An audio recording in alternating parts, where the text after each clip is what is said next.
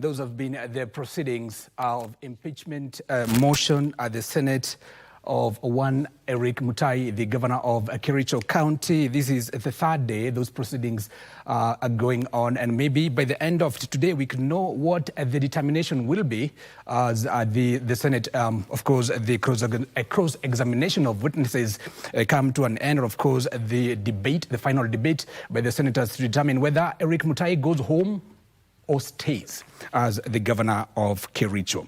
But my name is Giverson Maina. Our sign language interpreter is Lucy Mwaura. Do join me for the next 30 minutes or thereabout for lunchtime news live from the broadcasting house in Kenya's capital, Nairobi. And now straight to Western Kenya politics, where Prime Cabinet Secretary Musalia Mudavadi has asserted that the UDA will capture the Malava parliament seat in the November by-election. He said Malava has a good history of producing visionary leaders, and this time round it should not be any different. Mudavadi further differed with DCP Deputy Party Leader Cleophas Malala over pending payments owed by the Social Health Authority (SHA) to various hospitals across the country. The leaders, led by National Assembly Speaker Moses Wetangula, also called on leaders from the region to stop engaging in divisive politics but unite under one umbrella in order to have a voice in politics. The leaders made these remarks during the funeral of UDA parliamentary aspirant for the Malava constituency, Enoch Adanje, who died at Raleigh 3 weeks ago. Ambao tunaweza kurekebisha ili tutekeleze hayo lengo letu katika katiba ili nchi hii iendelee mbele. Ni kuhakikisha ya kwamba all the devolved functions which have not been transferred to the counties must be costed, alafu tuwe na pesa ambazo zinaambatana na kazi hiyo. Mheshimiwa Raila Amolo Odinga, tunakuomba wewe ni kiongozi shupavu. Katiba hatuwezi badilisha saa hii. Hawa wananchi wana mashida kwamba pesa za SHA zinatumwa kwa hospitali. Lakini ukiona hospitali za Kakamega zinafungwa, ukiona St. Mary's Hospital imefungwa kwa sababu SHA haijalipa pesa na deni ya St. Mary's Hospital. Let us be accountable. Munataka serikali iwe accountable. Munasema munataka Ruto awe accountable. Munataka Wetangula akuwe accountable. Munataka Oparanya akuwe accountable. Governor akuwe accountable. Mudavadi akuwe accountable. Na wewe wakati unapokea pesa za SHA, mbona wakisema produce the proper evidence for the money you have received, unakataa? Tusipoungana, tusipoheshimiana, umaarufu wetu utakuwa mchache katika nchi yetu. Away from Western politics, the civil society reference group has urged the government to provide a conducive environment to ensure a full and proper implementation of the Constitution of Kenya 2010. The group noted that 15 years later, devolution should be fully entrenched, guarantee a conducive environment and civic space, that there should be no extrajudicial killings and enforced disappearances. The group also called for reforms in the elections laws to establish a voters' caucus with powers to summon aspirants through debates, and also called for public participation in budgeting for political parties' funds.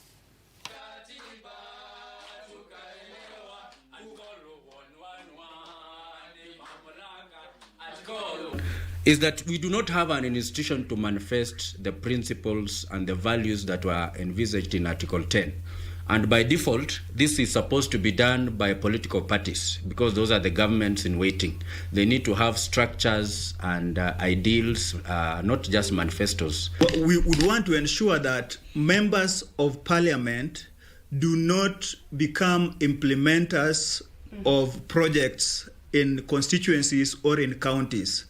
The Constitution is very clear that members of parliament are supposed to be to oversee the work that is done at the counties. Whereby we are finding that most of the cases are addressed to elderly women, whereby there is allegation of witchcraft associated with elderly women, whereby it's femicide has been normalized, and we need to put a stop to this killing of women. Now, on education matters, the national government has denied reports of increased tuition, saying university fees has been reduced under a new funding model. Speaking in Malava, Kakamega County Principal Secretary for Higher Education, Dr. Beatrice Inyangala, said the Ministry of Education has revised fees downward. The range, she said, reflects the government's new funding arrangements for public institutions. Dr. Inyangala also sought to quell confusion among parents and guardians about figures appearing on university admission letters. Fees has actually come down. Now students are just paying slightly over 5,000, and the most they are paying is 75,000 a semester. I want to confirm that as per the end of last week, 30,000 students had already joined Moi University, Kisii University, Maseno University, Kibabi University, Meru University. All the students who reported paid the new reduced fees, and there were no complaints at all. Now, the government is committed to actualizing the digital transformation program through impacting of information, communication and technological skills among the youth in the country. Broadcasting Principal Secretary Stephen Isaboke says the ministry is working around the clock to partner with other relevant stakeholders in the ICT sector to spearhead the initiative, especially in the rural areas, which have for long been left out in the digital transformation discussion. The peers spoke during the graduation of 120 youths at Kirema, Nyamache sub-county in Kisii County, who are part of the 6,000 others already trained in the country. Digital sort of superhighway and creative economy is one of the pillars. And what we're doing as government is actually to ensure that digital skills are not only just an urban elite privilege. There's a program going on across the country where, in fact, the national government has funded about 100 of those digital hubs, with about 47 of them being centers of excellence in each county. So each county has got a big center, digital hub. And then His Excellency the President was magnanimous to add another 53 standard hubs across the country. And then in addition to those, there's almost another sort of 1,350, which the MPs, members of parliament, are actually funding through the CDF fund. We've learned about online safety, where you can use maybe biometrics and passwords to kulinda account yako, so it cannot be hacked. Now, Kenya is set to host the 2026 World Health Summit regional meeting, which will bring together over 2,000 global health leaders, policymakers, innovators and researchers to spotlight African-led solutions while shaping the broader global health conversation. The summit is scheduled to take place from April 2026 at the Kenyatta International Convention Center, KICC, underscores Kenya's rising profile as a preferred meetings, incentives, conferences and exhibition destination, and highlights the role of conference tourism as one of the fastest growing global subsectors, according to KICC Director of Business Development, Geoffrey Dhande. The summit is expected to inject an estimated 3.8 billion Kenyan shillings into the economy through the multiplier effect of business events tourism.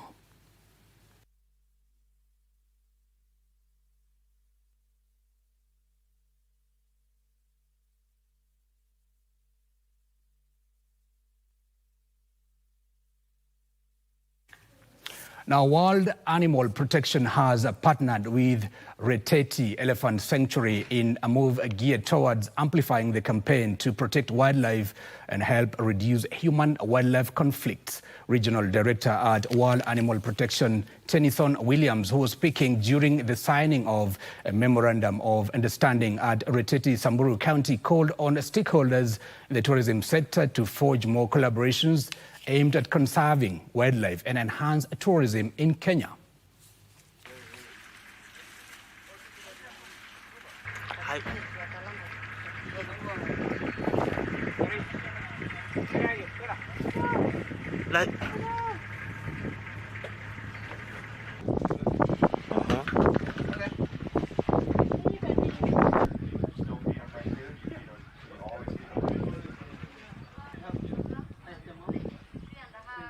but we want to address the fundamental reasons why animals suffer.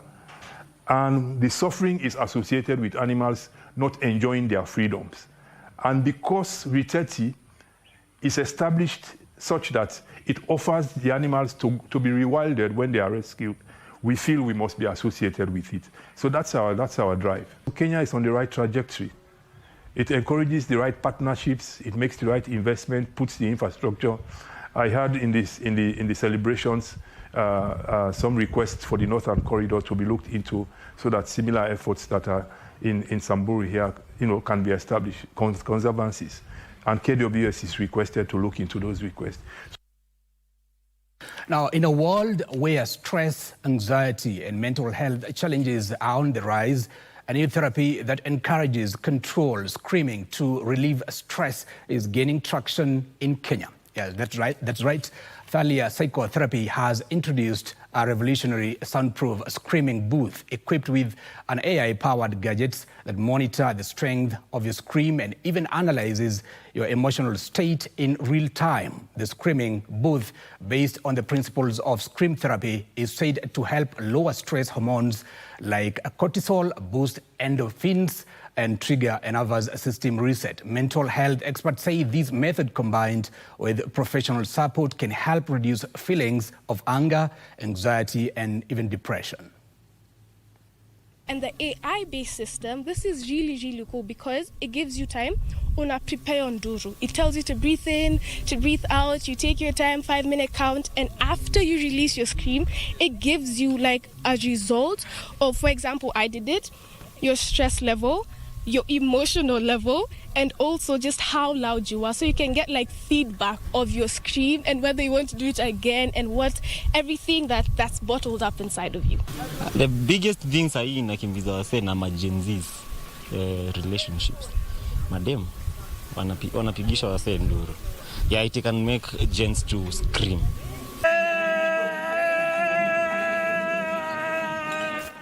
And screaming is not bad after all.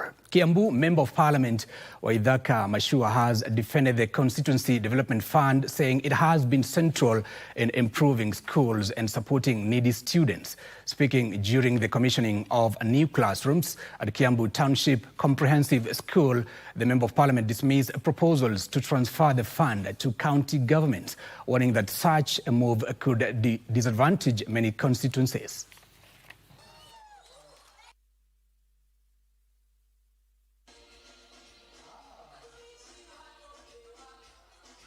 Tunasema CDF lazima ibaki kwa sababu ukitembea katika hii nchi hakuna kitu imeleta maendeleo kama CDF. CDF unajua inakuanga na mpango ambao umepangwa na serikali kwamba pesa ambazo tumepatiwa lazima tutumie vizuri, na hivyo ndio tunafanya. Kwa upande wa CDF tungeomba wabunge wetu, mnapoingia bungeni mkienda kujadili huyu mjadala, tafadhali muweke katika katiba angalau iwe wenye watakuja nyumaye wasiondoe, hii angalau isaidie watoto na hata wazazi mfuko angalau waweze kuwaelimisha watoto wao. Now that story takes us to a very short commercial break. Don't go too far. Still so much more coming your way.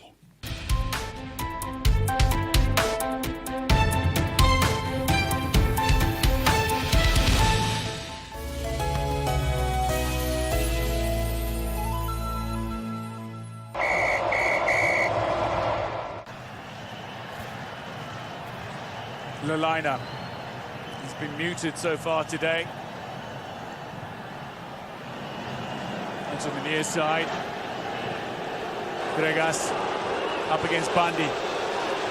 Away from Bandi. Gregas can't get away from Ben Stanley Omondi. That'll be a goal kick.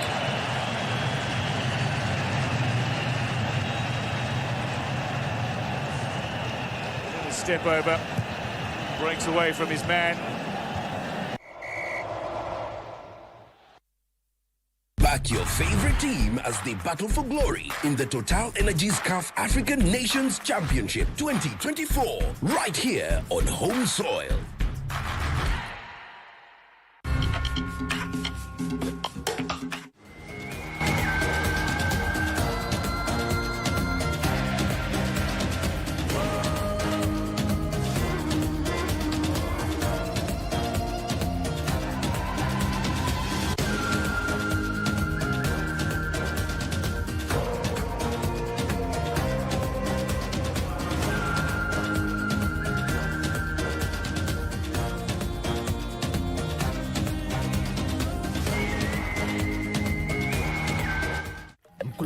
usiteseke tena.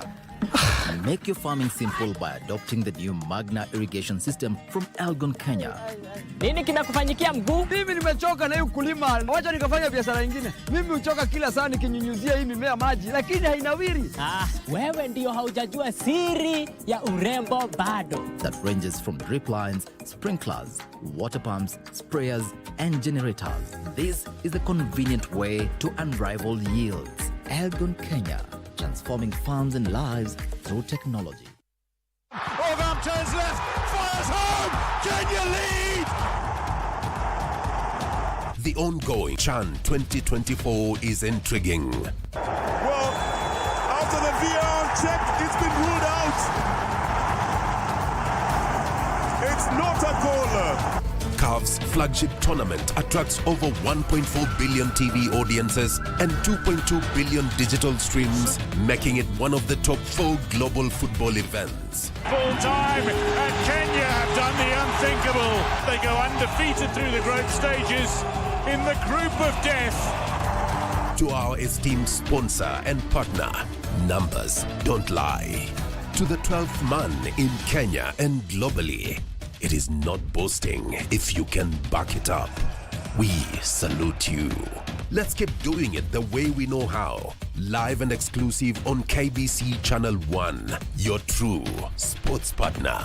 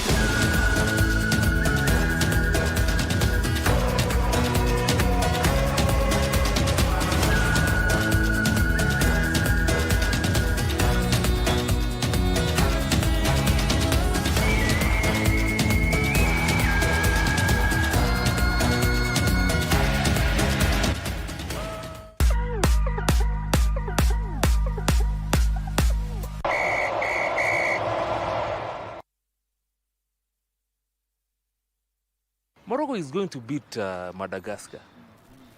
In fact, even if you look at the technicality, the way Morocco plays and the display of football, I think Morocco stands a better chance of winning the CHAN than Madagascar. Concerning the prediction of Madagascar and Morocco, I think I would go for Morocco.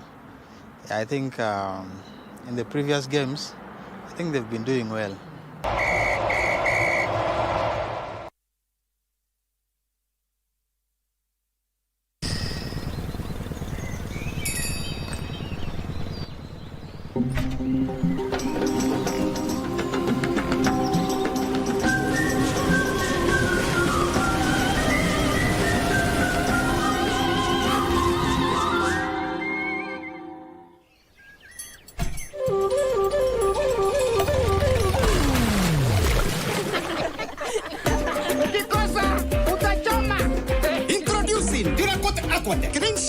Kenya's fast tintable waterproof in paint.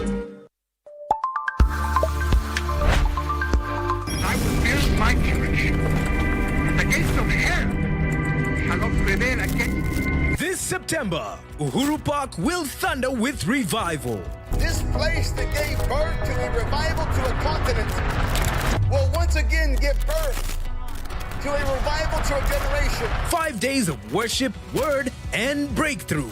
Experience word that awakens destiny and presence that transforms lives. Join a nationwide awakening like no other. Come as you are, seeking, believing, expectant. Rema Feast 2025. And so here it begins again from the 1st to the 5th of September 2025. Entry is free.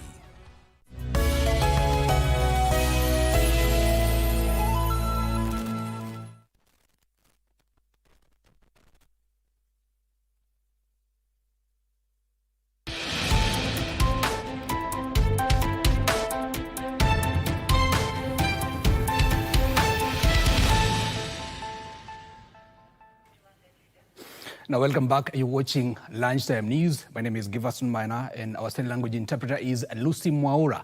And now we want to take you straight to Uganda, where the CHAN game continues tomorrow. That is Sudan versus Senegal. And I want to connect you to our very own Dan Mwendo. Dan Mwendo, if you can hear me from Uganda, what do you have for us? And what are we expecting tomorrow? Thank you so much, Giverson. Maina, of course, we are here at the Mandela National Stadium, Nambole, the host of the third match playoff today that pits Sudan and defending champion Senegal. Let it be known that today it's a rare opportunity. The local organizing committee of Uganda has announced that all tickets will be purchased by the local organizing committee, and every fan who wants maybe to come and enjoy today's game is open for him to come and watch the game. The announcement was made by the communication officer and head of Siege, Dennis, who said that this will be an appreciation to the Ugandan fans who turned out in large numbers to support Uganda Cranes. It will be a thrilling match because these teams are met in the group stage where they fought to a 0-0 draw. And just to check is that on the Sudanian side, they will be looking forward to finish on a high, and this will be their third time they are playing a match of third place, where they have won 2 times. In 2011, of course, they won 1-0 to Algeria, and in 2018 they beat Libya in post-match penalties. On the other side, Senegal will be taking part for the second time after 2009 when they were beaten 2-1 by Zambia. It will be a thrilling match as both teams will be aiming to finish the CHAN tournament on a high.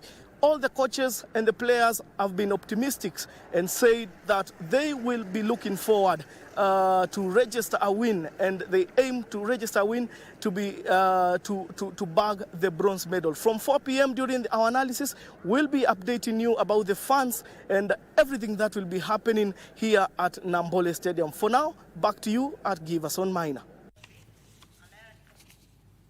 That's proof. KBC will bring you that live coverage of that mouth-watering game in Uganda tomorrow.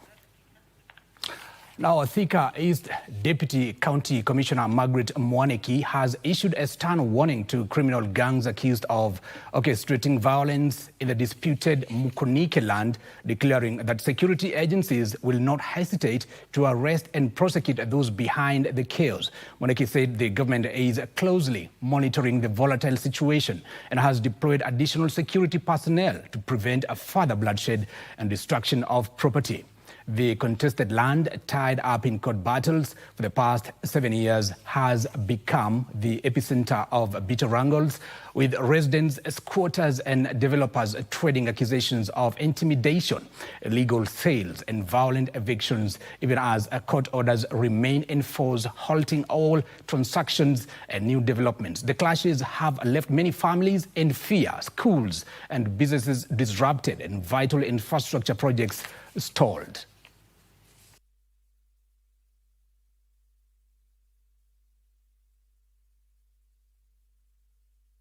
Anybody who tries to take the law in their own hands, we shall make arrests and they shall be prosecuted.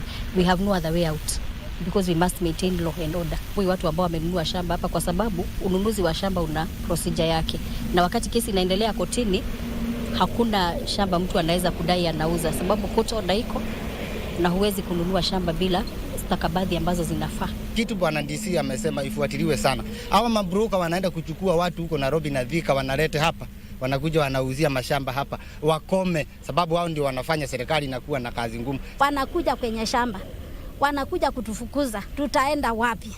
Tunaomba serikali iingililie sana, ni kwa sababu tulikimbizwa kotini na tunangojea koti imalize hii kesi ndio tupate haki yetu. And that match between Sudan and Senegal in Uganda will happen today in the evening. Now, the government is investigating claims of vessels illegally flying Kenya's flag in international waters. Principal Secretary for Shipping and Maritime Affairs, Aden Miller, says the government is concerned over the growing challenge, with the experts warning that the issue may expose the country to international liability. Stakeholders in the maritime sector converged in Nairobi for a regional ship registration workshop hosted by the Maritime Organization of Eastern and Southern Africa. During the meeting, it emerged that despite the recognition that every vessel applying for international visa must carry a recognized flag, some ships are flying flags that member states are not privy to. There have been cases, unfortunate cases, where there are some vessels carrying certain flags where member states don't appear to be privy to this. If a ship is carrying your flag and they are not abiding by the required regulations, then you, as the flag state, takes responsibility, which means that this is a delicate matter. Addressing the concern, Principal Secretary for Shipping and Maritime Affairs, Aden Miller, said the government is exploring whether to move from a closed registry system to an open registry that allows foreign-owned ships to register under the Kenyan flag. Miller, however, cautioned that adopting an open registry carries risks, including taking responsibility for crimes committed by vessels in high-security waters. Kenya is currently closed registry. We don't allow foreign-owned ships to be registered in Kenya. But even at the level of the National Assembly, discussion is going on whether to review that policy, to open up the registry and adopt what's called the open registry. Joseph Ohungu for Lunchtime News.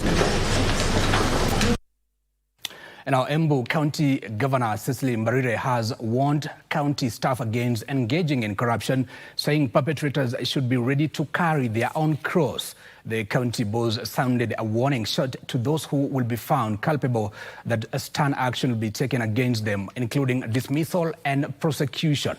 She said her administration will not tolerate corruption as it seeks to enhance efficiency in service delivery and providence use of public resources. On his part, EACC Commissioner Alfred Mshimba said a corruption prevention committee, CPCs, will be crucial in decentralization of the fight against graft in all devolved units. The two were speaking during a consultative committee meeting in Embu County.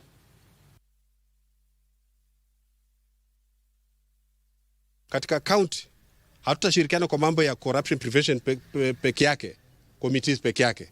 Kuna mambo ya youth tutakuwa nayo, kuna mambo ya shule kuanzia ECD ambapo tunataka watoto wetu wakuwe na nidhamu mizuri, tutakuwa nayo, na mengine mengi, na hii itasaidia katika maendeleo katika counties na kwa nchi yetu kwa ujumla.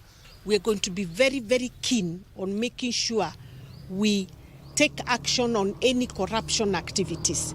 And we are urging you, because we are going to come to you, to talk to you, and to make sure you take up ownership for whatever action you take at an individual level. So please ensure you do the right thing. Ensure we give services without seeking for bribes. Now that story takes us to another short commercial break. Don't go too far. Stay with us.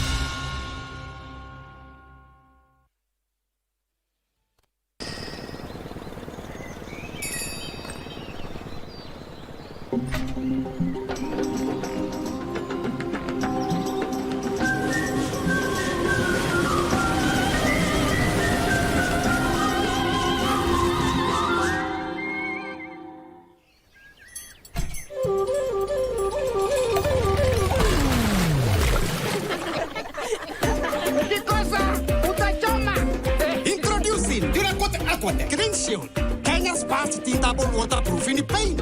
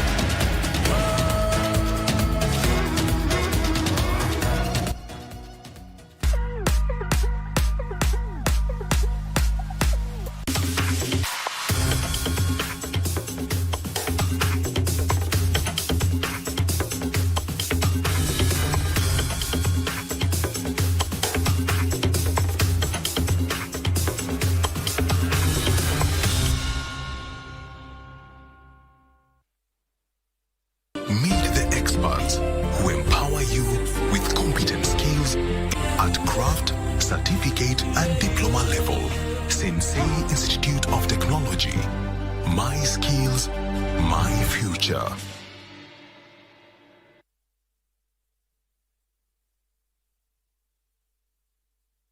Orgam turns left, fires home. Kenya lead. The ongoing CHAN 2024 is intriguing. Well, after the VAR check, it's been ruled out. It's not a goal. CAF's flagship tournament attracts over 1.4 billion TV audiences and 2.2 billion digital streams, making it one of the top 4 global football events. Full time, and Kenya have done the unthinkable. They go undefeated through the group stages in the group of death. To our esteemed sponsor and partner, numbers don't lie. To the 12th man in Kenya and globally, it is not boasting if you can back it up. We salute you. Let's keep doing it the way we know how. Live and exclusive on KBC Channel 1, your true sports partner.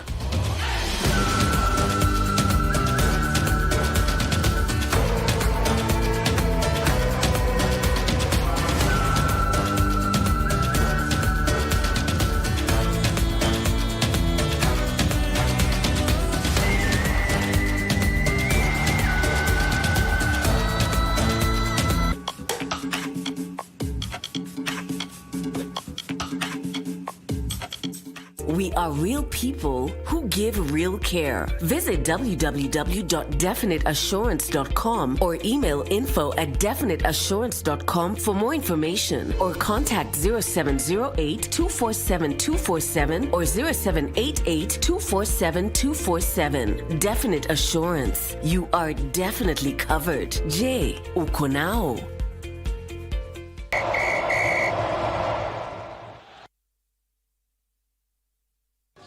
Felice crossing. Ryan. Lalina sets it up. Oh! The 10 men of Madagascar have taken the lead. Lalina has 5 goal contributions at this Total Energies African Nations Championship. It's not the cleanest of strikes. He just wants to get anything on that, and he has.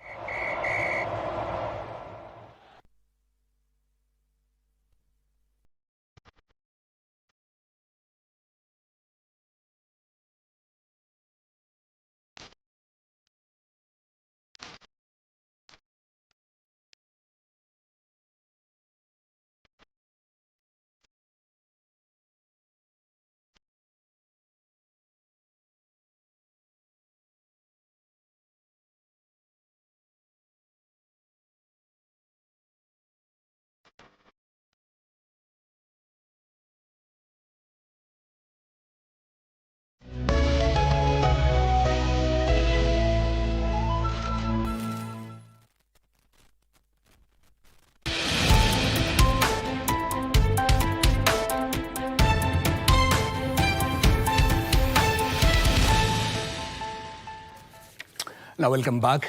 Residents in Baringo County are being urged to relocate from flood-prone areas as heavy rains continue to pound the region. This warning comes after 4 people lost their lives last year in Kasisait village, Baringo North, following landslides. Other areas that have recorded similar incidents include Sigowo, Ngetmoi and Sirwa. While addressing residents in Kaptumo, Baringo Central Governor Benjamin Chiboy said the ongoing rains pose a growing danger, urging them to prioritize their safety. Authorities are monitoring the situation closely and will continue to advise residents in case of further emergencies. Actually, those who live in landslide-prone areas or flood-prone areas, we urge the residents to remain alert. Let's stay away from the river riparians. Ensure that you are away from the river riparians.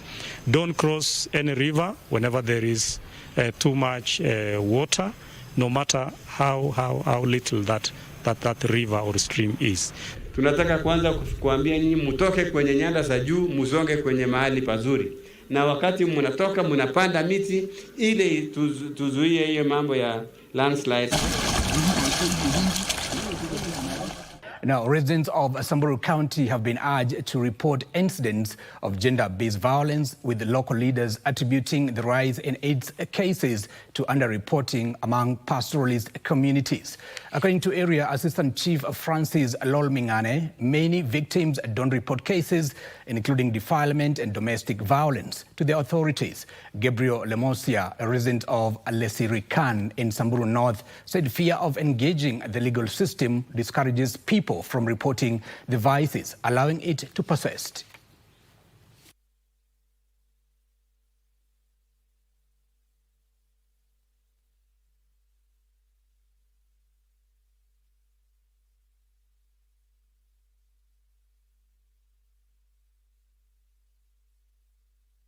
Watu wengi wanaogopa sana kwenda kotini, wanadhani kotini ni mahali ya kwenda tu kufungwa, bali sio mahali ya kwenda kupata haki. Lakini kwa ukweli haki, wakienda kotini, hapo ndio watapata haki yao. Hapo ndio watapata haki yao bila kudhulumiwa, lakini watu wengi wanaogopa sana. Now, a family in Mlolongo's Mulinge Phase 4 in Machakos County is in distress after their relative went missing under mysterious circumstances 3 weeks ago. Their kin, Nicholas Otieno, disappeared after leaving home for a medical checkup. His family now suspects his disappearance is linked to a raging land dispute in the area. Our reporter Aaron Mary has more. In Mulinge Phase 4 at the river, a family is holding on to hope that their loved one, a 47-year-old Nicholas Otieno, will be found alive. Otieno left home on the 7th of August, headed to a nearby hospital for a head injury dressing, but he never returned. Alikuwa anaenda hospitali kwenda kufanyiwa dressing kwa kichwa penye alikuwa ameumizwa na mwenzake mmoja, na alipokuwa akienda hospitali kufanyiwa dressing, hiyo siku ndiye alipotea. His wife Marian Dunge, accompanied by neighbors, camped outside at the River Deputy County Commissioner's office on Thursday, seeking government intervention. Kufikia siku kama ya leo hatujawahi muona. Kilio changu hapa nikaweza kusikizwa. Manake tumetembea mahospitali, tumetembea mochari, tumetembea kila sehemu, bado hatujampata. Otieno had reportedly sustained injuries a day earlier during clashes between residents and suspected land grabbers over community land. The family now fears he may have been abducted in connection with the contested property. The family reported the disappearance at Sabaki police station on August 9th. 3 weeks later, however, the search has yielded no answer. Bibi yake alinipigia simu na akaniambia mzee amuoni kwa hiyo siku hakufika, na nilienda mpaka kwa mboma ya huyo mama, tuliongeleshana na mama, na mama nilimwadvise aende police station report, na alienda police station akalipoti. Tunauliza tupewe huyo mtu akiwa hai ama akiwa amekufa, tupate mama apate kuzika mzee wake. Meanwhile, the family continues to appeal for help to trace their kin. They are urging anyone with information on his whereabouts to report the matter to the nearest police station. Aaron Marie for Lunchtime News. Now, a major relief is in sight for residents of Fafi constituency in Giverson County as the Coast Development Authority rolls out 90 million shillings worth of water pan projects aimed at tackling persistent water scarcity in the region. The initiative, which will see 3 new water pans constructed in some of the most drought-hit areas, is part of a wider drought mitigation program that seeks to ease the suffering of pastoralist communities who have for years walked long distances in search of water for their families and livestock.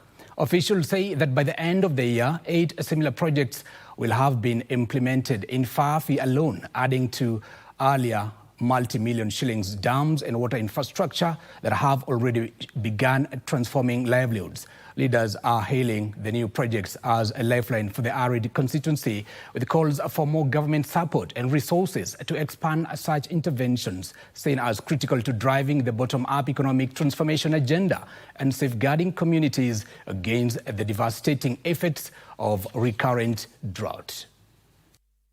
We have received funding for drought mitigation project, whereby we are establishing strategic water facilities across the region. This project, we are implementing this financial year about 9 projects. In Fafi alone, we have 3 projects. The water projects that we've done so far, they are not enough. The community is huge. The community is sparsely populated. Now, it's a huge area, it's a huge constituency. So we need more resources, more funding, so that we can have such projects more and more for the benefit of the domestic animals or livestock that are in the region, and also the people themselves. To CDA, we were appreciative, extremely grateful to what they are doing in Fafi. I think this is the 10th water dam they are doing. They have already constructed another 8, including the mega dam in Galmagala. And its impact is very immense. Now from Garissa, we take you straight to Nakuru County, where residents of Gatamayo village in Gilgil constituency are counting losses running into millions of shillings due to lack of electricity supply. They're accusing Kenya Power for failing to replace the only transformer in the area, even after they had appealed their case to them. The residents are now threatening to hold a demonstration in a camp at the Kenya Power offices in Naivasha, Nakuru County, until the issue is sorted out. According to them, the crisis started in May when Kenya Power workers moved in to replace the only transformer, claiming that it was faulty. But months later, the replacement is yet to be done.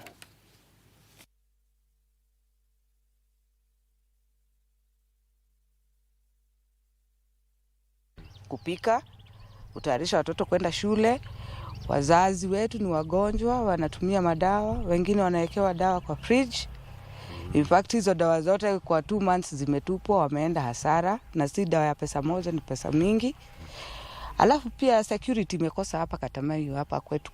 Sisi wenye tunatumia vinyozi, tunatumia stima, tunaenda hasara juu sasa hata makastoma wetu washatupotelea, wanaenda site zenye kuna stima. So, tunaumia.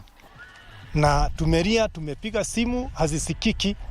Ndio maana wenyeji wakasema sasa waamue, waitane tu, ikiwa kilio chao kitakisikika itakuwa vyema, sababu hii ni shida ambayo imetupamba kwa wakati miezi 3 sasa inapita.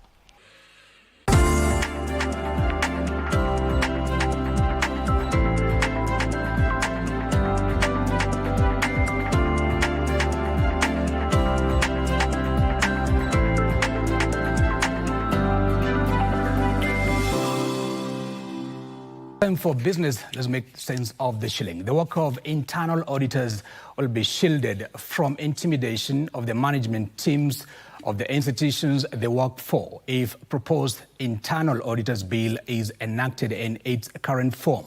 Institute of Internal Auditors Kenya chairperson Lilian Mwangi says the work of internal auditors is often interfered with, which compromises the authority and objectivity of their work. She says the proposed internal auditors bill will also enhance independence and strengthen risk management practices.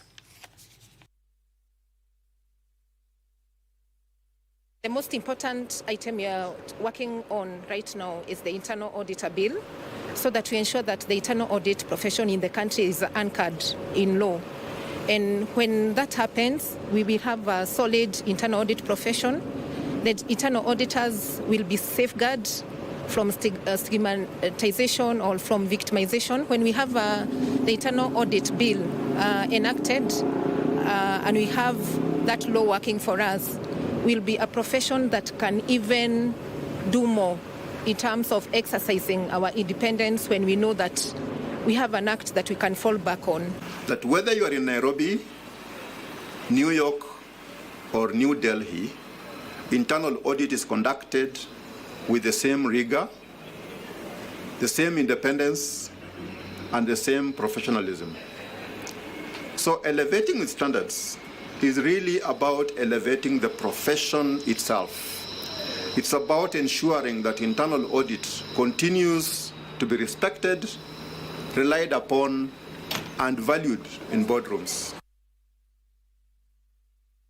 His firm is setting up several businesses at Tatu City that will create more than 2,500 jobs. Hunen, a multinational real estate developer and solar manufacturer, is setting up a solar panel production facility, 1.3 megawatts, a rooftop solar plant, as well as mixed-use complex with offices, retail, and residences. The Tatu City base will serve as Hunen's hub for its investments and operations in sub-Saharan Africa. Hunen's investments will support Kenya's clean energy transition, creating opportunities across the manufacturing, construction, logistics, and retail sectors. In Africa, they have a business and a warehouse facility in Ghana, Egypt, Nigeria. Now they are preparing to settle down in Kenya. We really believe the future of investments is in the special economic zone regime, and we are proud that they have chosen a special economic zone to set up their operation in Kenya. The government has terminated contracts for those awarded deals to put up county aggregation and industrial parks whose timelines have elapsed. Trade and Industrial Cabinet Secretary Lee Kinyanjui says delays from non-performing contractors is delaying the project that is expected to stimulate investments and value addition at the grassroots. The national government in 2023 announced plans to start construction of county aggregation and industrial parks to promote manufacturing, investments and a ready market for agricultural produce. The industrial parks are being implemented in 3 phases. Construction of county aggregation and industrial parks is at various stages in the different devolved units. The government is, however, concerned about the slow pace of construction in some counties. Tunataka kuchukua nafasi hii kuambia huyu contractor pamoja pia na wengine ambao wako katika miradi ingine ya kiserikali kwamba follow the completion time strictly. If you're supposed to finish in 6 months, we will not extend even by 1 more day. Contractors in counties like Bungoma are among those racing to complete their industrial parks. Tayari tumelipa 126 million. Na ile pesa nyingine imebaki iko kwa budget. We have already budgeted the budget ambayo imepitishwa. Huyo contractor mimi nilikuwa hapa last week na nikamwambia mambo yake itaisha very soon. Kinyanjui highlighted the urgency with which their development is required. Matumaini ya serikali ni kwamba hapa ndio tungekuwa tukikuta vijana karibu 100,000 wanafanya kazi tofauti katika viwanda tofauti na pia kusaidia wakulima ambao wako katika mashambani kwetu tuweze kupata soko. Alanoko, Lunchtime News. Away from that, Kenya is in the process of developing an aquaculture policy as the country seeks to ramp up fish production. The policy seeks to upscale aquaculture production and productivity in the culturing systems and improve aquaculture extension services and technology adoption. Sam Akidera, the Nyanza and Western Regions Fisheries Director, says the policy will require regular capacity building for fish farmers to boost production as well as sensitization on aquaculture insurance. Total fish production in 2023 was recorded at 161,308 metric tons by the Kenya National Bureau of Statistics. The total catch was valued at 36 billion shillings. However, the government says the country has the potential to produce 250,000 metric tons with proper breeding practices and storage facilities. Stakeholders in the aquaculture subsector have decried constant losses due to fish kills, as was witnessed in the past 3 years. In 2022, we lost a lot of production amounting to almost 1 billion Kenya shillings. And all this is happening without the intervention of the insurance sector. Sam Kidera, the Nyanza and Western Regions Fisheries Director, says an aquaculture policy is in the pipeline that will require regular capacity building for fish farmers to boost production as well as sensitization on aquaculture insurance.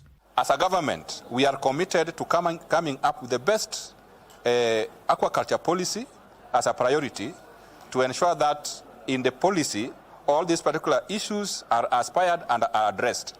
Kidera is also urging financial institutions and insurance companies to build insurance products tailored for the aquaculture subsector. When aquaculture is intensified, there are other risks that comes with it. There will be diseases because of the high stocking densities.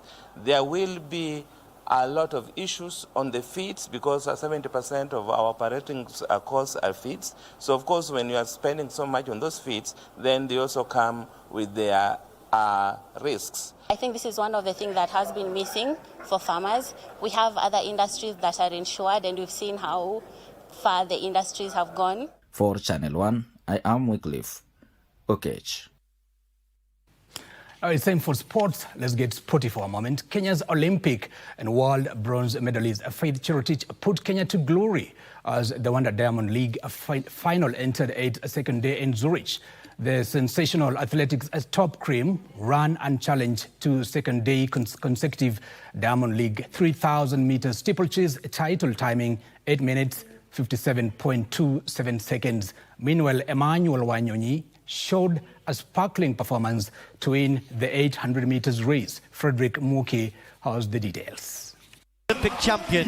Kenya's Olympic champion Emmanuel Wanyonyi was among the athletes who lit up the latest Grand Stadium to triumph on action-packed second day of the Wonder Diamond League final in Zurich on Thursday evening.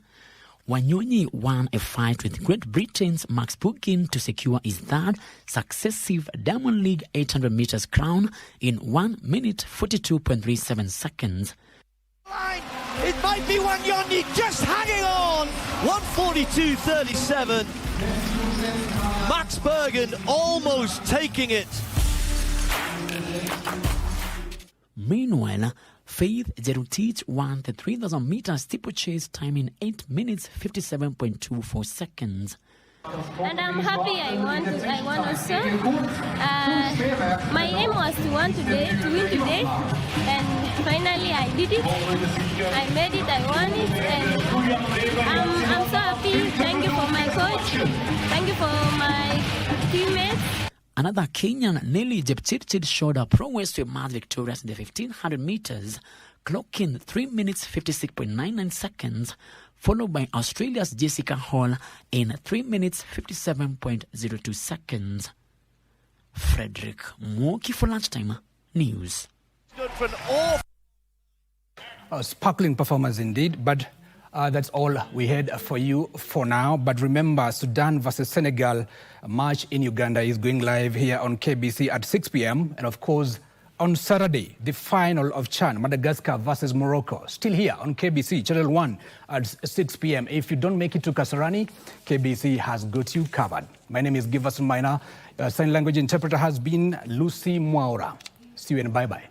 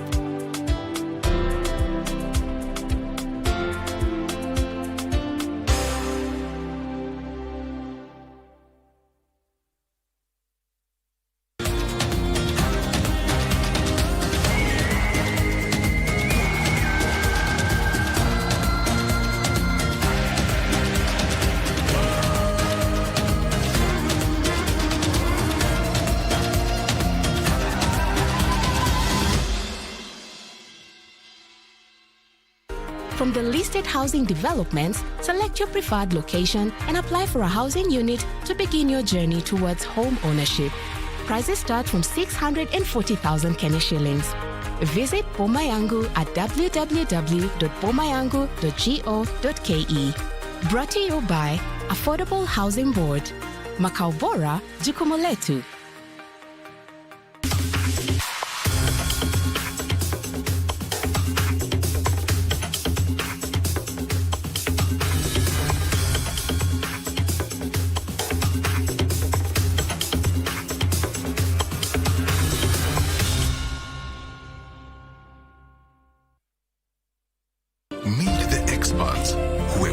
you with competent skills at craft, certificate and diploma level. Sensei Institute of Technology. My skills, my future.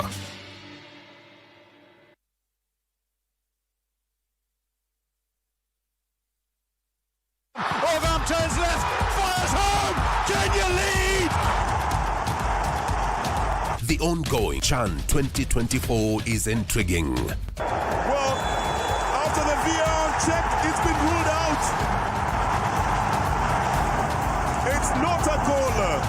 CAF's flagship tournament attracts over 1.4 billion TV audiences and 2.2 billion digital streams, making it one of the top 4 global football events. Full time, and Kenya have done the unthinkable.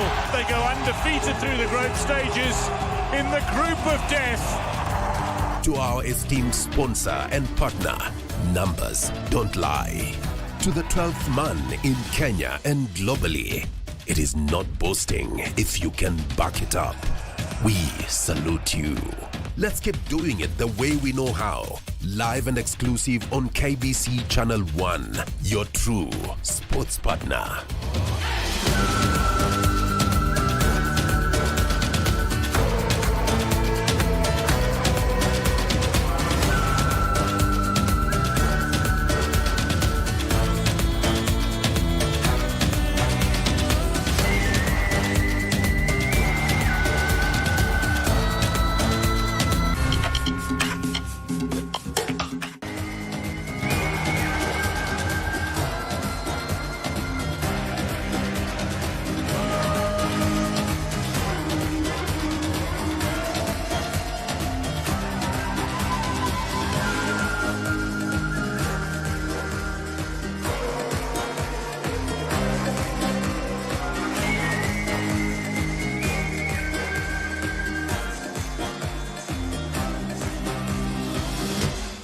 Mkulima, usiteseke tena.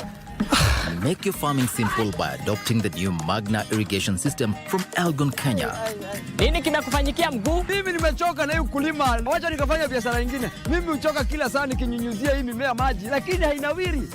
Wewe ndio haujajua siri ya urembo bado. That ranges from drip lines, sprinklers, water pumps, sprayers and generators. This is a convenient way to unrivaled yields. Elgon, Kenya, transforming farms and lives through technology.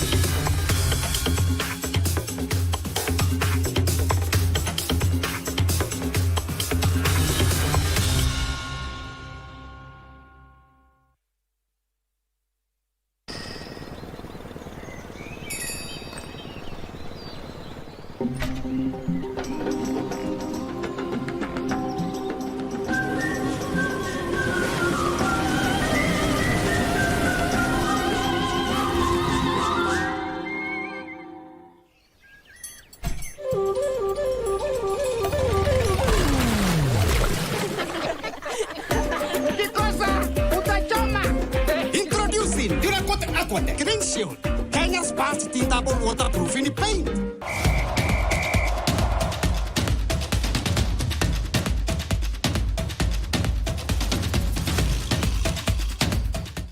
Maba. Koite. This is good from Senegal, and a long distance strike, forcing a fine save from El Hamadi Al-Hara. El Medi full stretch there to prevent that from going to the back of the net. That was a potent, loaded strike here from Senegal's Moussa Cissé. Just managed to avert the danger here for the moment.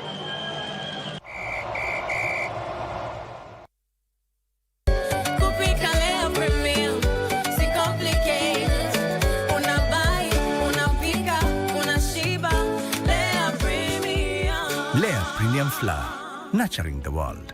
Available in a store near you.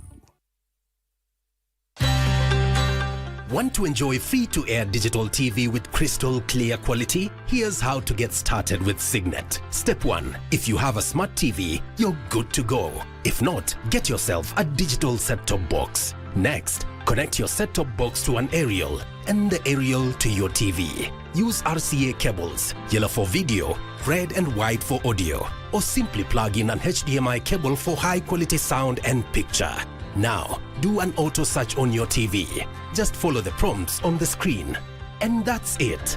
You're now tuned in to Signet. Sit back and enjoy a